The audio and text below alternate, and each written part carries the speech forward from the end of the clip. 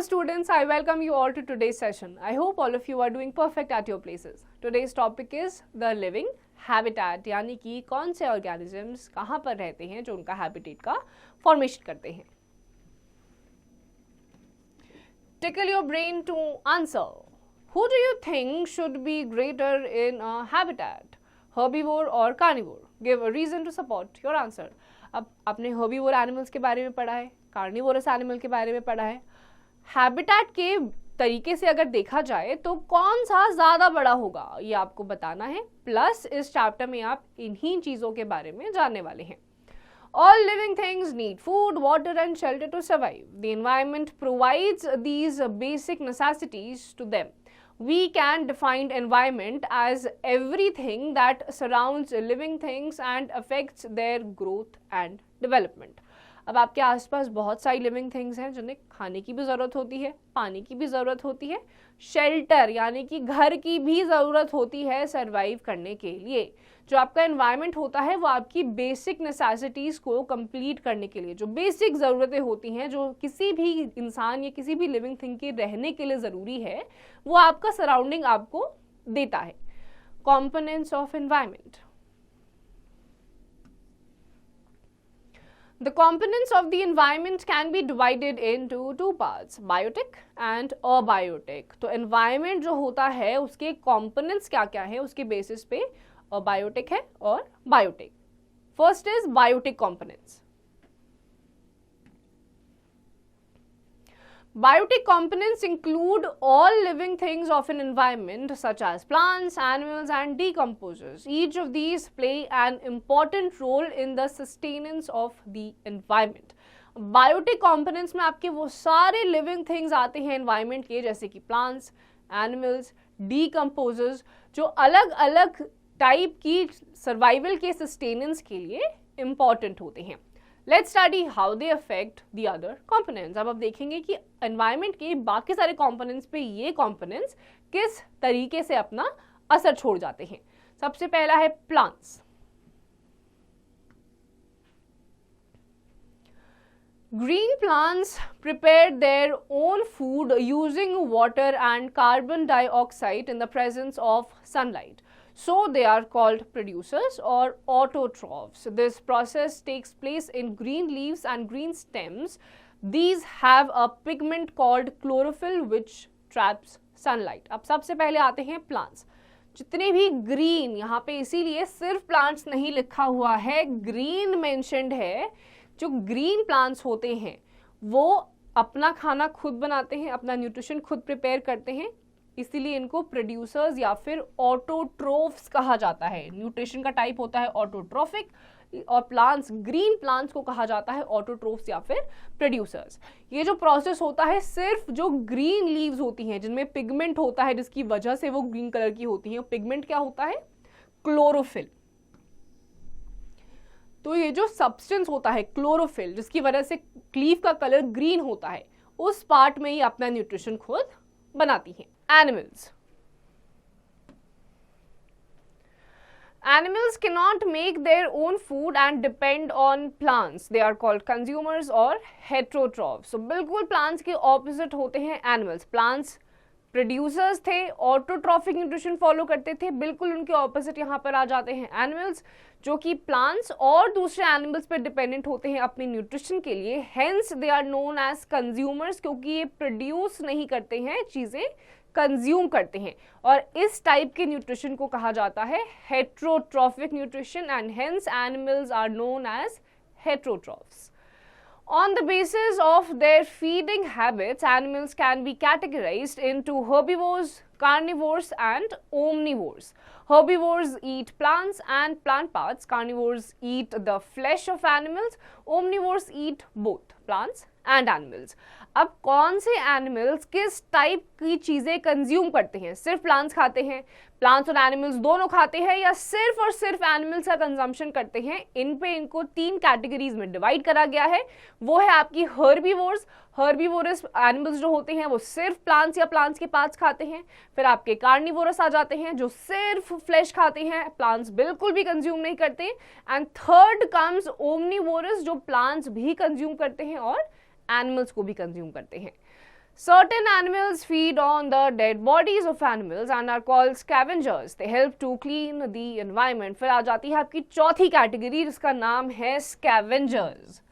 ये दूसरे प्लांट्स के जो डेड रिमेन्स होते हैं या फिर किसी भी दूसरे एनिमल के जो डेड रिमेन्स रह जाते हैं, ये उनके ऊपर, जैसे बैक्टीरियाज होते हैं, बहुत सारे मॉथ्स होते हैं, ये उनके ऊपर फीड करते हैं एंड ये एनवायरनमेंट को क्लीन करने में हेल्प करते हैं. अदरवाइज ये प्लांट्स और एनिमल्स के डेड रिमेन्स अगर बहुत टाइम तक रह जाएंगे और स्कैवेंजर्स इनके ऊपर फीड नहीं करेंगे तो ये अर्थ के सरफेस को बहुत ज्यादा खराब कर सकते हैं. Next in the list is decomposers. Decomposers are microorganisms such as bacteria and fungi. They decompose the dead remains into nutrients in the soil which are used by plants for growth. अब आपके manures होते हैं जो आपकी मिट्टी को fertilise करने में हेल्प करने के लिए बनाया जाता है. ये किस तरीके से बनाया जाता है? डीकम्पोजर्स. बैक्टीरियाज होते हैं आपके, जितने भी आपके प्लांट्स और एनिमल्स के डेड रिमेन्स बच जाते हैं, उस डेड रिमेन्स को न्यूट्रिएंट्स में कन्वर्ट करते हैं ये bacterias, which is further used by the plants. Interactions among biotic components. अब आपके जितने भी ये कंपोनेंट्स हैं, बायोटिक कंपोनेंट्स, इनके बीच में अलग अलग टाइप की इंटरैक्शंस होती हैं. Plants depend on animals for carbon dioxide and pollination and dispersal of seeds. Animals depend on plants for things like food, oxygen, shelter, medicines, timber and wood. After plants and animals are dead, scavengers and decomposers feed on the dead remains and decompose them to release nutrients into the soil. These nutrients mix with the soil and are taken up by the plants for their growth and for making food. अब ये interdependence कैसे है? सबसे पहले तो biotech में आपके plants आ जाते हैं, एनिमल्स आ जाते हैं एंड ह्यूमन बींग्स आ जाते हैं. अब प्लांट्स जो होते हैं ये ऑक्सीजन गिव आउट करते हैं एंड फर्दर आपका कार्बन डाइऑक्साइड का इनटेक करते हैं. एनवायरमेंट में कार्बन डाइऑक्साइड प्रेजेंट है बट स्टिल ह्यूमन बीइंग्स या एनिमल्स जब रिस्पायर करते हैं तो वो भी अपने प्रोसेस में कार्बन डाइऑक्साइड को रिलीज करते हैं which is used by the plants. फिर यही प्लांट्स को हर्बीवोर्स जो एनिमल्स होते हैं वो खाते हैं. ये एनिमल्स और प्लांट्स का जब डेड रिमेन्स बच जाता है तो उनके ऊपर फिर डीकम्पोजर्स और स्कैवेंजर्स फीड अपॉन करते हैं फर्दर, जिससे आपके मैन्योर्स बनाए जाते हैं, फर्टिलाइज होता है सॉइल जो वापस प्लांट्स यूज करते हैं. तो ये पूरी एक साइकिल है जिसमें बायोटिक कंपोनेंट्स जो हैं आपस में इंटरैक्ट करके अलग अलग एक्टिविटीज को कैरी फॉरवर्ड करते हैं. Next in the list is abiotic components. Abiotic components include non-living things such as soil, water, air, sunlight and temperature. अब आप जितनी भी आपकी non-living चीजें आती हैं वो आपकी abiotic components में आती हैं. Interaction between abiotic components and biotic components. अब आपके ये दो लिविंग और नॉन लिविंग ऑर्गेनिजम्स हैं, इनके बीच में भी अलग अलग टाइप की इंटरैक्शंस होती हैं, यानी कि ये इंटरडिपेंडेंट होते हैं.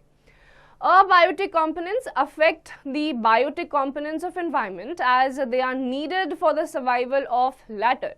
For example, soil and water are needed by the plants to grow and sunlight, air and water are needed by them to prepare food. Animals require air, water, food, light and shelter to live. An environment area that fulfills all these requirements for survival of the animals is known as their habitat. अब ये interdependent कैसे हैं? जितने भी आपकी living beings होती हैं या नॉन लिविंग बींग्स होती हैं, they are interdependent. How? Air आपका नॉन लिविंग है, सन आपका नॉन लिविंग है, सनलाइट आपकी नॉन लिविंग थिंग है, but in order for all the living things, biotic components to survive on the face of this earth, ये सारी non living things आपके लिए इंपॉर्टेंट हो जाती हैं. कैसे? प्लांट्स आप लगाते हैं, उनको वाटर की ज़रूरत होती है, सनलाइट की ज़रूरत होती है, एयर की ज़रूरत होती है ग्रो करने के लिए भी और अपना खाना बनाने के लिए भी. प्लांट्स अगर ग्रो नहीं करेंगे सनलाइट के एब्सेंस में तो फिर आपको भी खाना नहीं मिल पाएगा. तो ये दोनों के दोनों जो कंपोनेंट्स होते हैं, बायोटिक और abiotic components, both these are interrelated.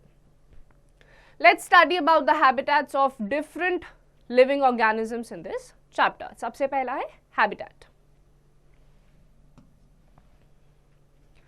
The natural surroundings where an organism lives is called its habitat or its home. तो बिल्कुल सिंपल टर्म्स में जहाँ पे आप रहते हैं, बहुत लंबे टाइम तक आप एक ही जगह पे रहते हैं, वहाँ का एनवायरनमेंट आप अडेप्ट कर चुके होते हैं, सब चीज़ें आपको पता होती है, वो आपका नेचुरल हैबिटेट यानी कि घर होता है.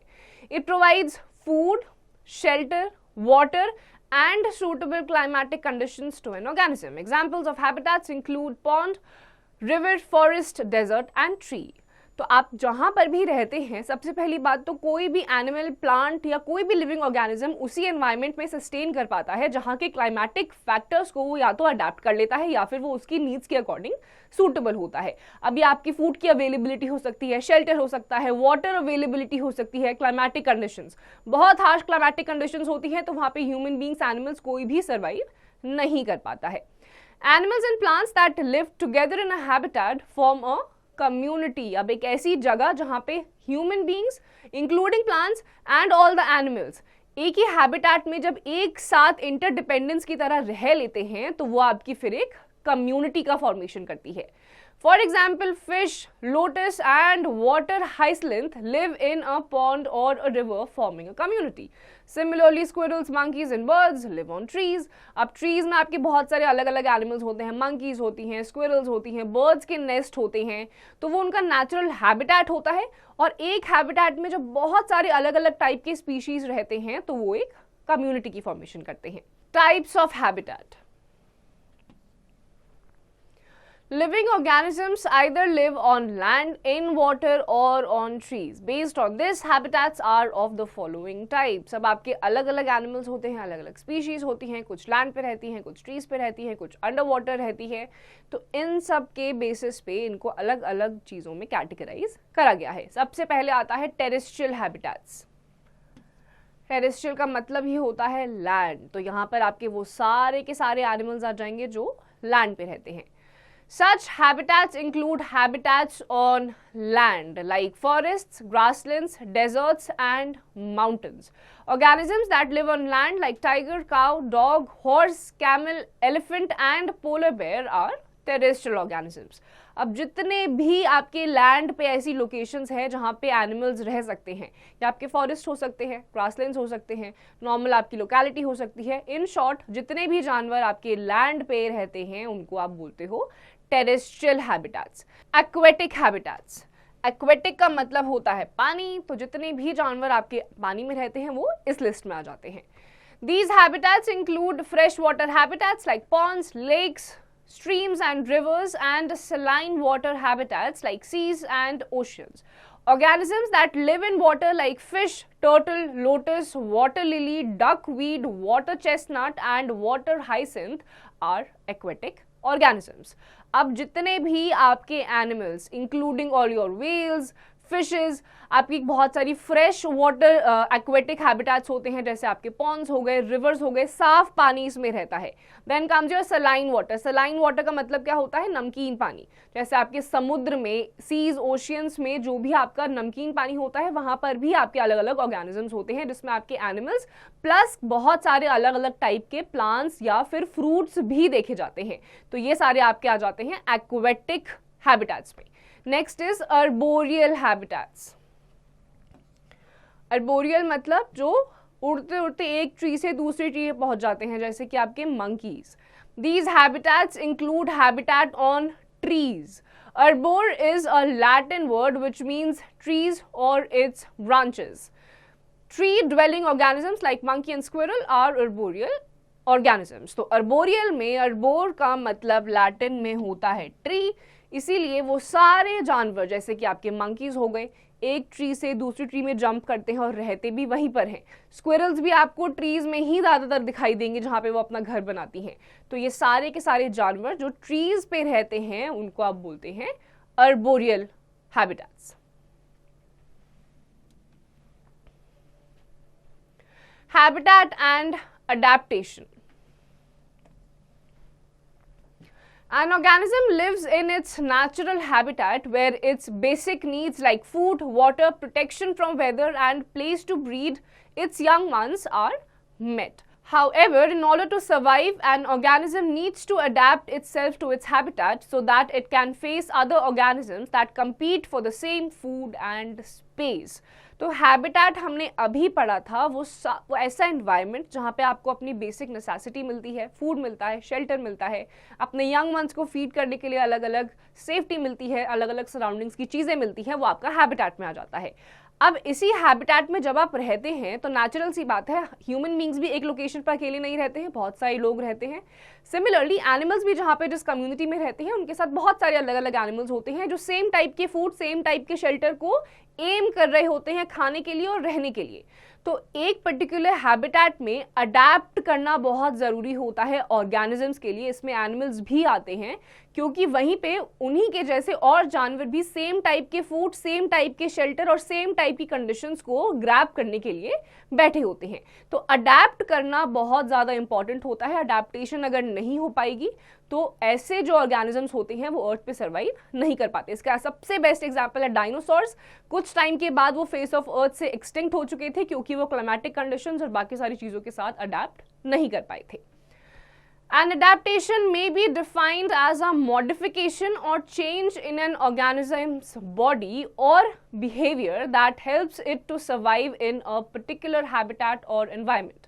Different living organisms are adapted to their habitats, surroundings in different ways. Adaptation may be in the form of shape, size, color, structure or behavior. For example, the forelimbs of birds are modified into wings so that they can fly high. Now let's discuss adaptation in animals living in different habitats in detail. अब बाकी सारे जानवरों के habitats जानने से पहले adaptation का बिल्कुल बेसिक मतलब ये होता है कि आप अपने सराउंडिंग्स के अकॉर्डिंग, अगर आपको एक पर्टिकुलर लोकेशन पे रहना है तो आपको वहाँ की क्लाइमेटिक कंडीशंस के अकॉर्डिंग अब खुद को अडेप्ट करना होता है। ये साइज में हो सकता है, इसीलिए आप देखेंगे जो अर्ली ह्यूमंस थे उनका जो बॉडी का स्ट्रक्चर था वो अलग था एंड विद टाइम इवॉल्व होते होते उनका भी स्ट्रक्चर चेंज होता गया। अर्ली ह्यूमंस ऐसे अपराइट नहीं दिखते थे, वो बेंट होते थे, बट विद टाइम उन्होंने अपने सराउंडिंग्स में अडेप्ट किया, अलग अलग चेंजेस हुए, उसके अकॉर्डिंग उन्होंने खुद को चेंज किया and current day human being आज की तरह दिखता है। तो ये आपका अडेप्टेशन होता है। अगर आपको सर्वाइव करना है तो आपको अडेप्ट करना पड़ेगा। Know it too. Birds and insects that can fly, glide or soar in the air are known as aerial organisms. अब आपके aerial organisms कौन से होते हैं? Aerial organisms में आपके वो सारे organisms आते हैं जो उड़ सकते हैं, fly कर सकते हैं। Animals like frog and toad live both on land and in water. They are called amphibians. अब आपकी अलग एक कैटेगरी भी आती है जो amphibians होते हैं। ये आपके लैंड पे भी रह सकते हैं और वाटर में भी रह सकते हैं, जैसे कि आपके फ्रॉग्स एंड फ्रॉग के babies toads. Adaptations and terrestrial habitats. अब लैंड पे कितने टाइप के लैंड्स में अलग अलग कंडीशंस होती हैं जहां पे एनिमल्स खुद को अडेप्ट करते हैं। सबसे पहला है desserts.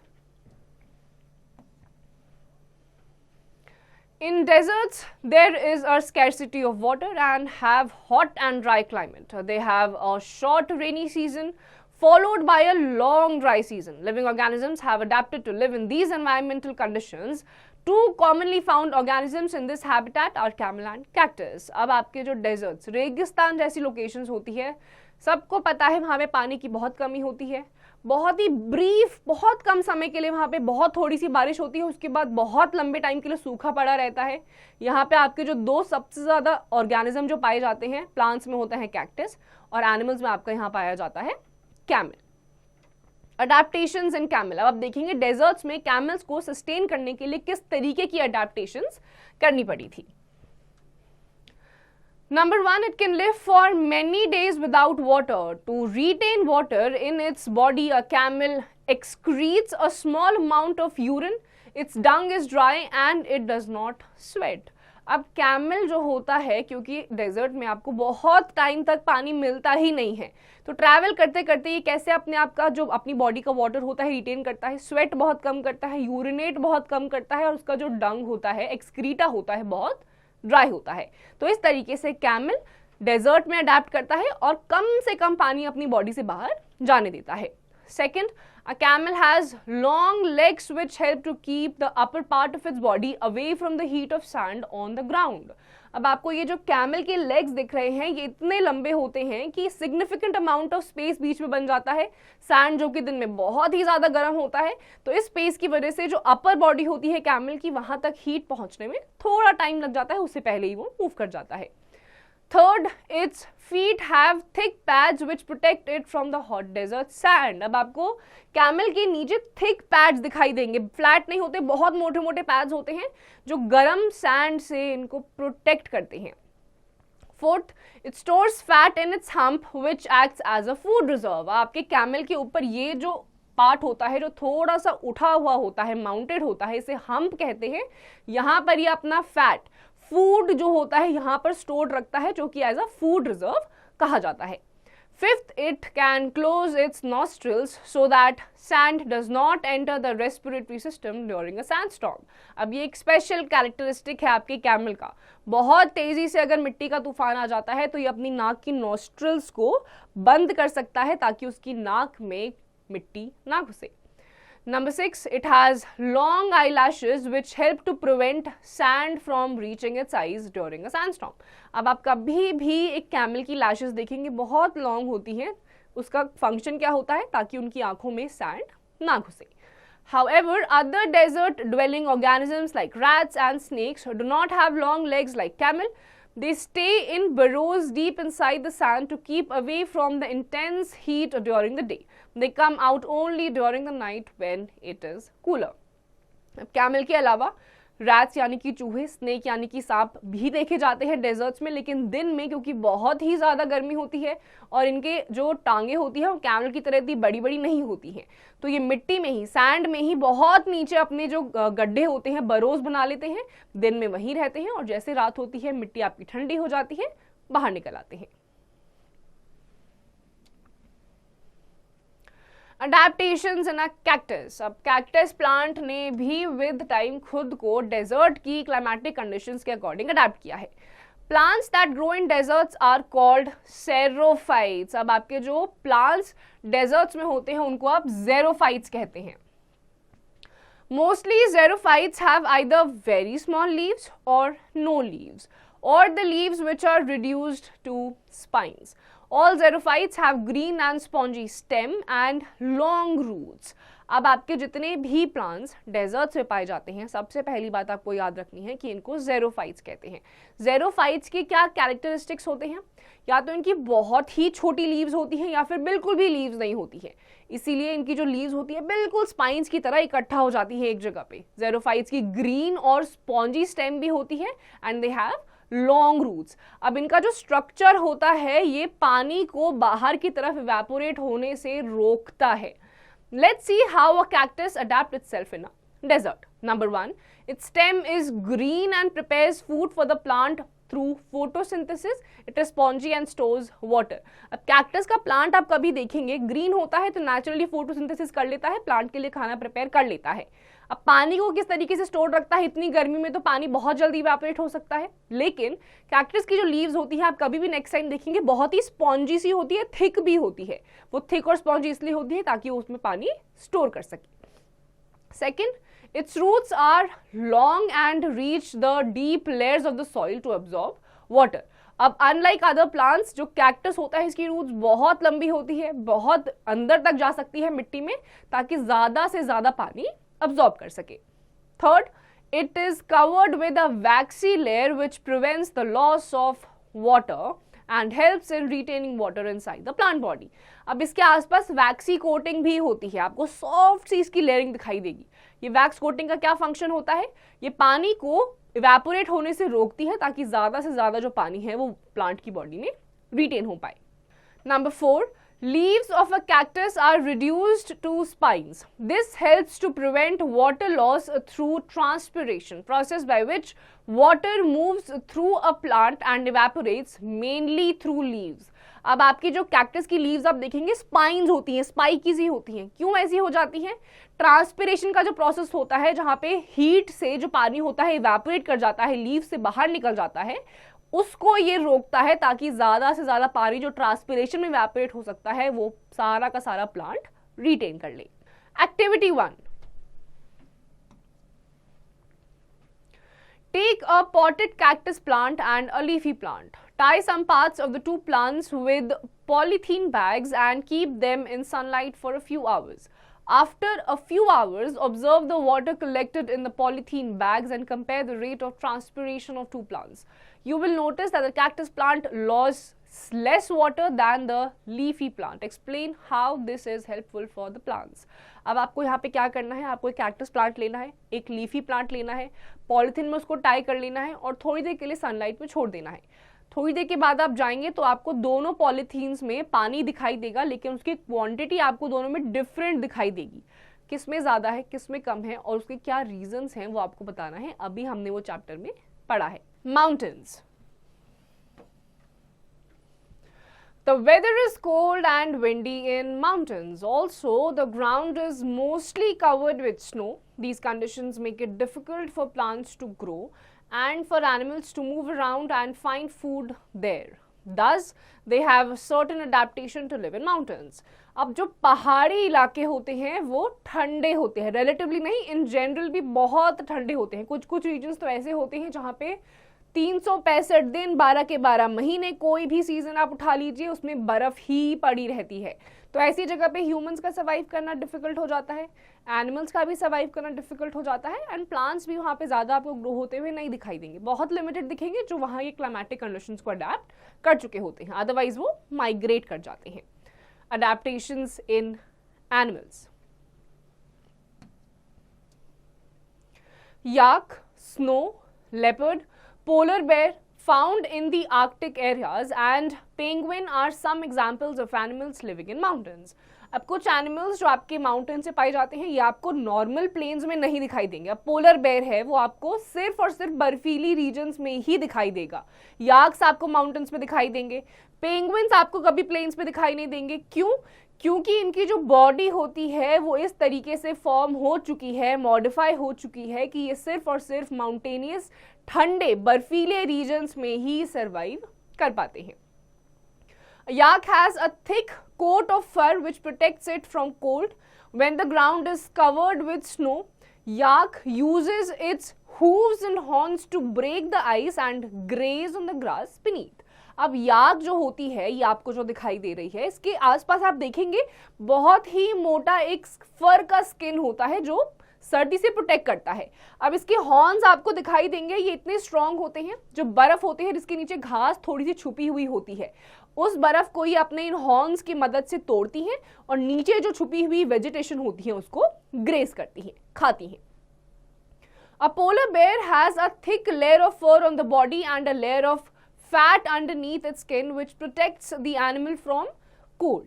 Padded feet help it to walk on snow. अब फर आपको ये जो व्हाइट कलर का दिखाई दे रहा है इसके आसपास बहुत वाइट थिक फर होता है जिसके नीचे फैट स्टोर्ड रहता है जो उनकी बॉडी में हीट को प्रोड्यूस करता है, जो ठंड से उनको बचाता है।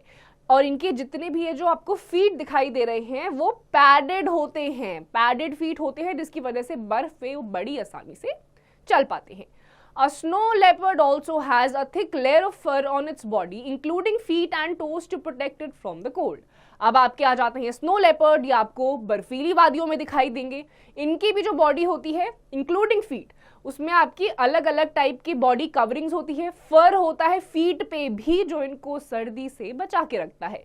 तो ये अलग अलग टाइप के आपके एनिमल्स हैं जो माउंटेन से पाए जाते हैं और अपनी बॉडीज को इन्होंने अडेप्ट करा है क्लाइमेटिक कंडीशंस के according. Adaptation in plants. So just like animals, plants भी अडेप्ट करते हैं। आपको बहुत सारे प्लांट्स की जो लीव्स होती है लंबी दिखाई देंगी, कुछ की ब्रॉड दिखाई देंगी, कुछ की बहुत स्लीक दिखाई देंगी, कुछ की छोटी होती है, कुछ की लंबी होती है। ये क्यों होता है? क्योंकि अलग अलग अडेप्टेशंस प्लांट्स करते हैं, इसीलिए एक जगह की वेजिटेशन को देखकर आप उस जगह का क्लाइमेट भी बहुत आसानी से बता सकते हैं। Most mountain plants grow close to the ground to avoid being uprooted by strong and frequent winds.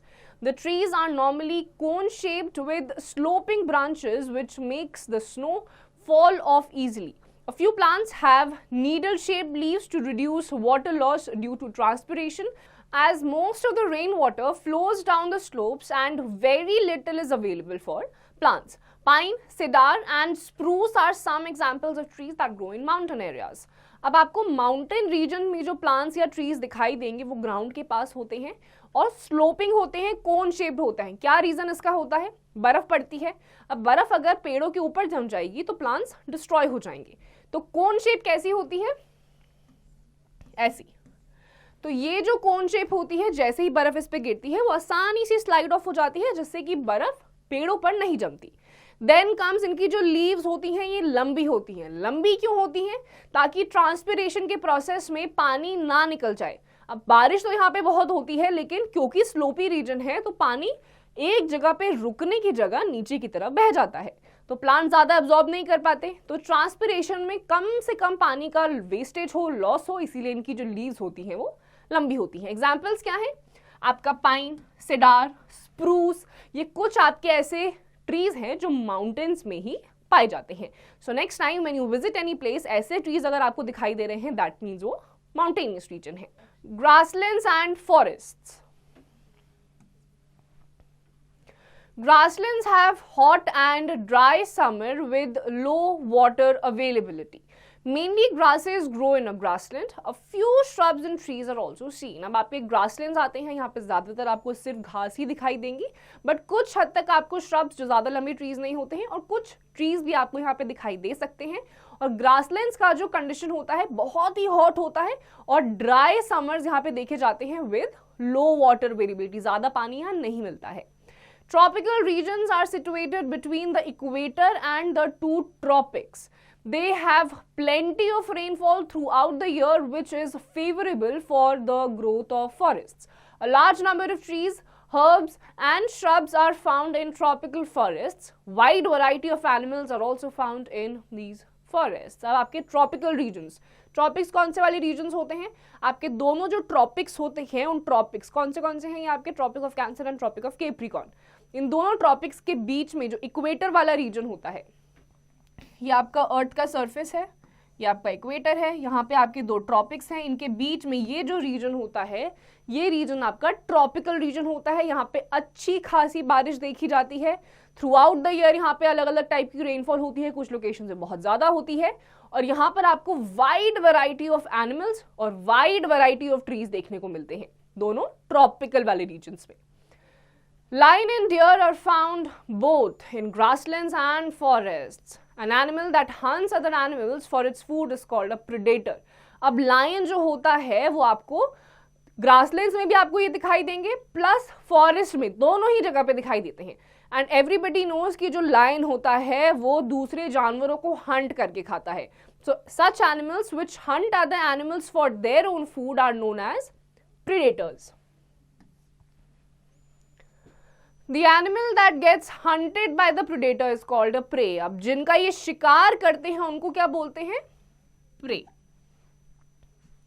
A lion is a predator while deer is its prey. Lion क्या आपके deer को प्रिडेट करता है, तो लायन आपका predator हो जाता है जो शिकार करता है, और जिसका वो शिकार करता है डियर है यहाँ के केस में, तो वो आपका प्रे हो जाता है.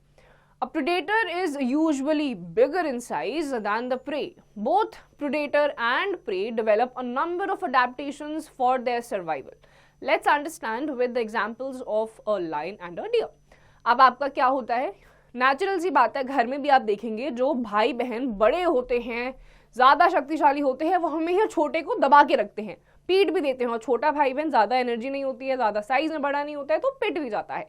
बिल्कुल सेम कंडीशन होती है यहाँ पे प्रेडेटर और प्रे की. प्रेडेटर यूजुअली आपका साइज में बड़ा होता है, ह्यूज होता है, और प्रे छोटा होता है. अब लायन जो कि एक प्रेडेटर है, डियर जो कि एक प्रे है, इन दोनों का एग्जाम्पल लेते हुए देखेंगे कि किस तरीके की अडेप्टेशंस ये करते हैं. Adaptations in a lion predator. Its light brown color helps it to hide in dry grasslands which are also brownish in color. अब लायन का कलर ये आपको पिक्चर में भी दिखाई दे रहा है, लाइट ब्राउन कलर का होता है.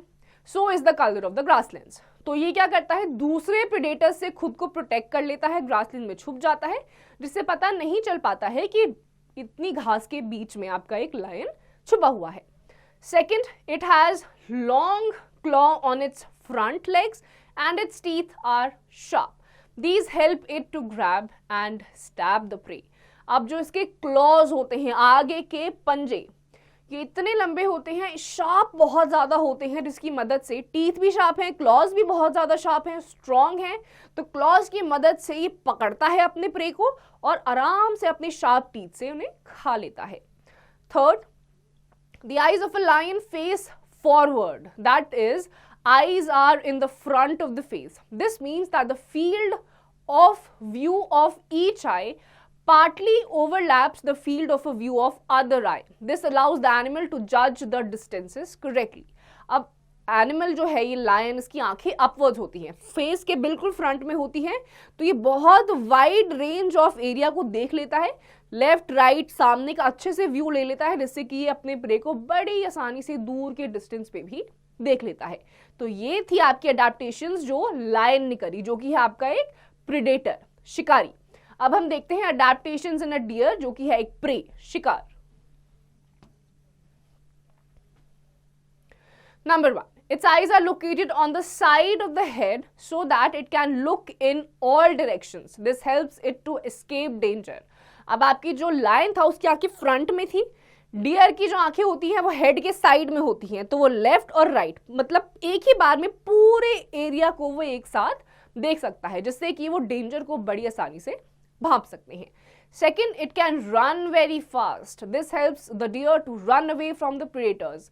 अब इतने तेज, लायन भी नो डाउट बहुत तेज भागता है, बट डियर भी बहुत तेजी से भाग सकते हैं. लंबी लंबी इनकी टांगे होती हैं, बॉडी इनकी इतनी भारी नहीं होती है, तो जैसे ही प्रेडेटर को देखते हैं वैसे ही तेजी से भाग जाते हैं.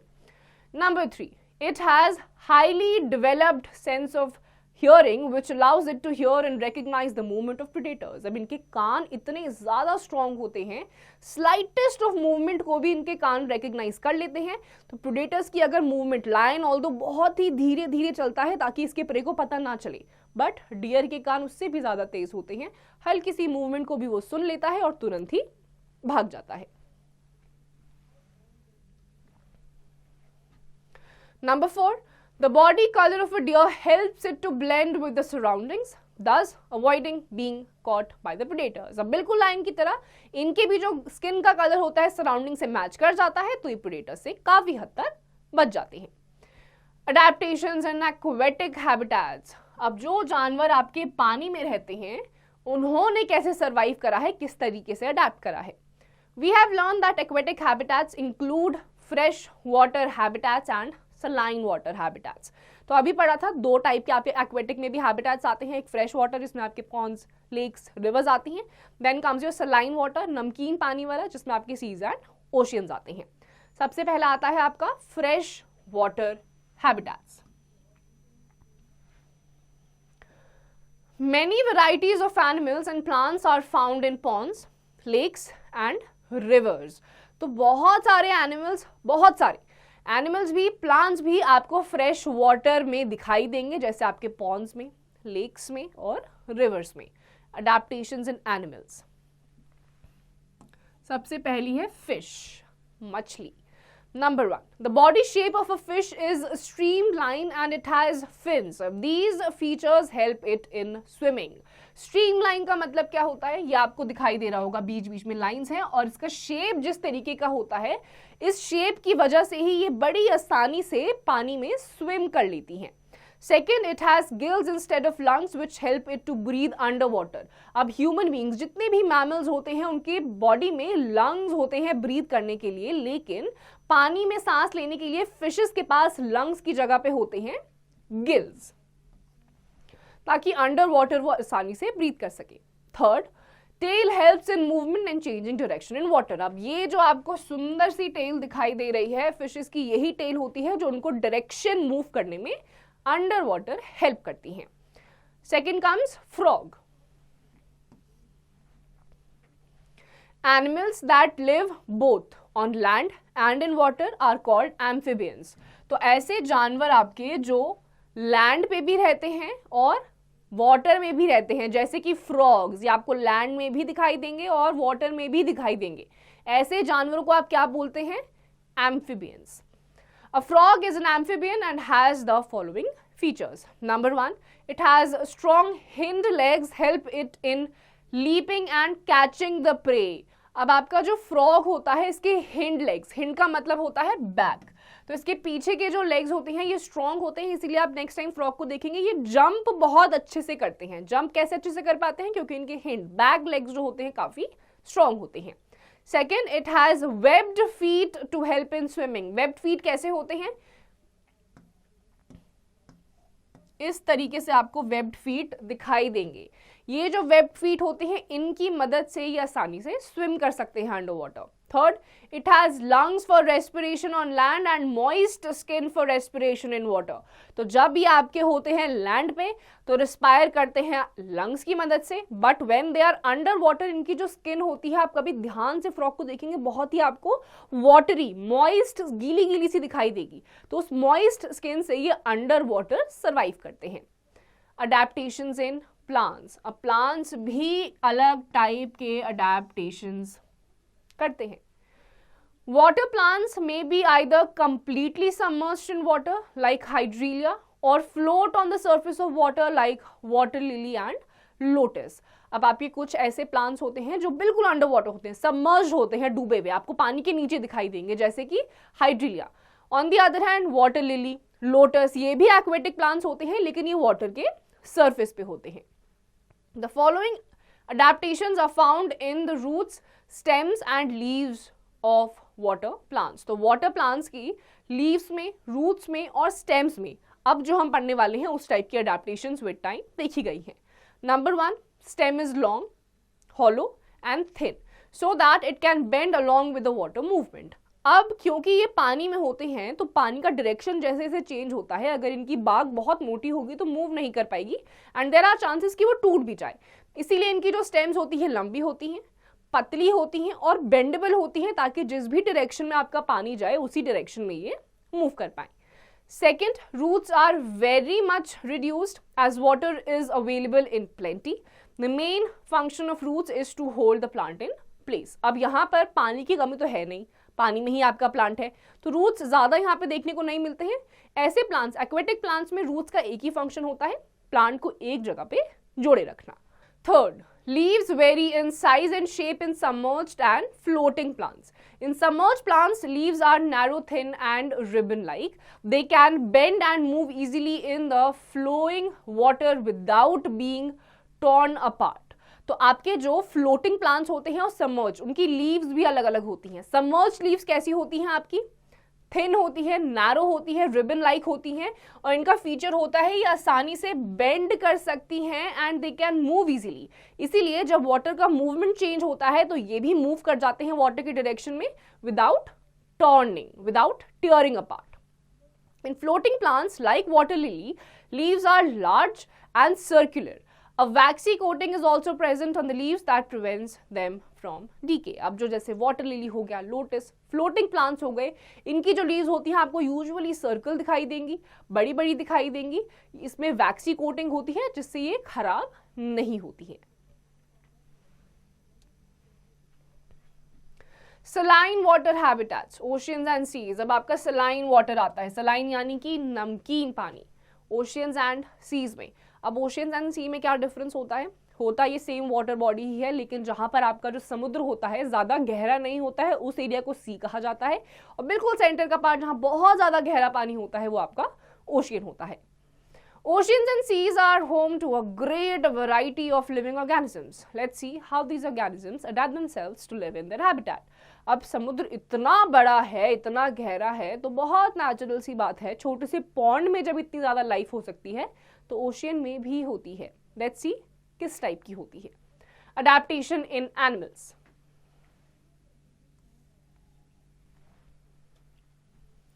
A large variety of animal life is found in oceans and seas.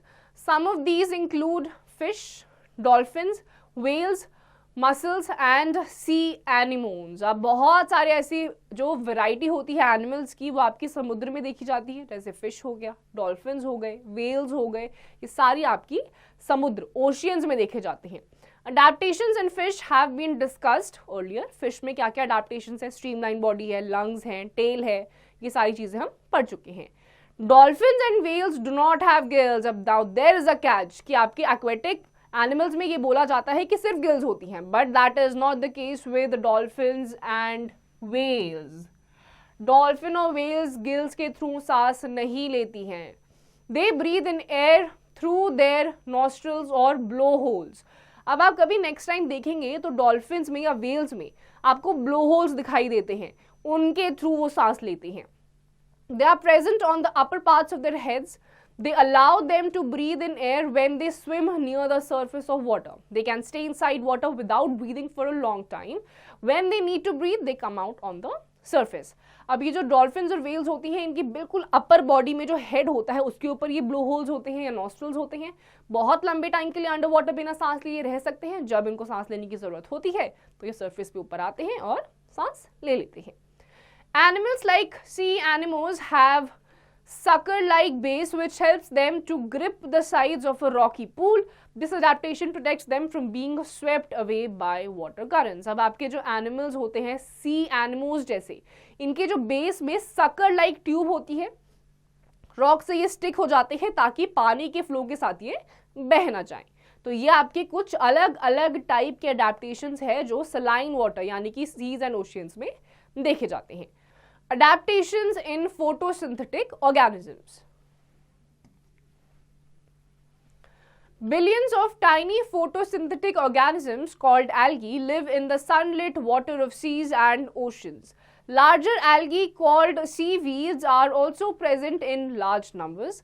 These have root-like structures called holdfasts which help the plant body to have a grip on the surface of rocks and boulders. अब आपके बहुत सारे ऐसे photosynthetic organisms होते हैं जैसे कि algae. Next time आप कभी ऐसी जगह पे जाएंगे जहाँ पे पानी होगा, बीचेस होते हैं, उसके साइड में बहुत सारे बोल्डर्स, बड़े बड़े पत्थर या छोटे छोटे पत्थर होते हैं, उसमें आपको प्लांट्स के साथ साथ एल्गी, काई जमी हुई दिखाई देगी. ये क्या है? आपके photosynthetic organisms. Usually sunlit water में आपको दिखाई देते हैं जहाँ पे सूरज भी आता है और उन्हीं बोल्डर्स पे पानी भी देखा जाता है. वहां पर आपकी एल्गी की फॉर्मेशन हो जाती है. इनकी जो रूट्स लाइक स्ट्रक्चर्स होते हैं इनको होल्ड फास्ट कहा जाता है, जो कि प्लांट बॉडी को बड़े बड़े बोल्डर्स आपके बड़े बड़े या छोटे छोटे पत्थर जो नदी के किनारे आप देखते हैं उनको बोल्डर्स कहा जाता है और उनके साथ ये स्टिक हो जाते हैं, ग्रिप बना लेते हैं. Keep in mind. Environment. Everything that surrounds living things and affects their growth and development. Habitat. The natural surroundings where a living organism lives. Amphibians. Animals like frog and toad that live both on land in water. Adaptation. Modification or change in an organism's body or behavior that helps it to survive in a particular habitat or environment. Xerophites. Plants living in deserts. Predator, an animal that hunts other animals for food. Prey, an animal that gets hunted by a predator. तो environment क्या होता है? आपके आसपास की surrounding जिसमें आपको अलग अलग टाइप की चीजें मिलती हैं आपके ग्रोथ और डेवलपमेंट के लिए. देन कम्स योर हैबिटेट, जहाँ पे आप बहुत लंबे टाइम के लिए रहते हैं, घर बन जाता है. हैबिटेट में बहुत सारे लोग रहने वाले आपकी कम्युनिटी का फॉर्मेशन करते हैं. फिर आपके एम्फिबियंस आते हैं, जैसे आपका फ्रॉग हो गया, जो एनिमल्स आपके लैंड और वाटर दोनों में रह सकते हैं. अडेप्टेशन होती हैं अलग अलग टाइप की. ज़ेरोफाइट्स सिर्फ डेजर्ट्स में रहते हैं. प्रेडेटर्स और प्रे आते हैं. जो प्रेडेटर्स होते हैं वो शिकार करते हैं, जो प्रे होते हैं वो शिकारी होते हैं. Wrap it up. The environment is made up of biotic and abiotic components. The biotic components include plants, animals, and decomposers. The abiotic components consist of soil, air, water, light, and temperature. Habitat provides food, shelter, water, and suitable climatic conditions to an organism to survive. There are three types of habitats: terrestrial, aquatic, arboreal. Terrestrial habitats include deserts, mountains, grasslands and forests. तो environment में आपके दो type के components होते हैं, biotic and abiotic. Biotic में आपके सारे living organisms आते हैं, including your plants, animals and human beings. Then comes your abiotic, जिसमें आपका air, temperature, water, soil, ये सारी चीजें आती हैं. जितना भी habitat होता है वहाँ पर आपको food, shelter, अलग अलग टाइप की basic necessity मिलती है survive करने के लिए. Then comes your habitats, terrestrial जो कि लैंड वाले आपके एनिमल्स होते हैं, देन कम्स योर एक्वेटिक जो अंडर वाटर होते हैं, एंड अर्बोरियल जो ट्रीज पे रहते हैं। टेरेस्ट्रियल हैबिटेट्स में आपके डेजर्ट्स आते हैं, माउंटेन्स आते हैं, ग्रासलैंड्स या फिर फॉरेस्ट आते हैं। Aquatic habitats include freshwater habitats, ponds, lakes, rivers, and saline water habitats, seas and oceans. Arboreal habitat includes habitat on trees. Organisms living in deserts adapt themselves to live in hot and dry climate which has scarcity of water. In the mountains, the weather is cold and windy, with the ground being mostly covered with snow. Animals living in mountains have a thick layer of coat of fur to protect themselves from cold. Most mountain plants grow close to the ground and are cone-shaped with sloping branches. In grasslands, mainly grasses and a few shrubs and trees grow. On the other hand, a large number of trees, herbs, and shrubs are found in the tropical forests. A wide variety of animals are found in these regions. Plants and animals living in aquatic habitats have adapted themselves to live in water. अब aquatic में आपके fresh water habitats आते हैं, जैसे आपका Pond's हो गया, reverse हो गया, लेक्स हो गया, and on the other hand आपके एक्वेटिक में ही आ जाता है सलाइन वाटर, नमकीन पानी, जिसमें आपका सीज एंड ओशियंस आते हैं। अर्बोरियल हैबिटेट में आपके ट्रीज आते हैं। Then there are some organism जो डेजर्ट्स में रहते हैं, बहुत हार्श कंडीशंस में रहते हैं और अपने आप को उसी तरीके से अडेप्ट करते हैं, जैसे camels and cactus. Then comes your different kinds of vegetation जो माउंटेन्स में अलग होती है, प्लेन्स में आपको अलग देखने को मिलती है, माउंटेन्स में आपको usually cone shape, long leaves और स्लोपिंग के साथ दिखेगी, ताकि आसानी से जो आपका स्नो है वो फॉल ऑफ हो जाए। So students, with this we come to the end of this chapter. इसकी जितनी भी एक्सरसाइजेस है आप खुद से करिए।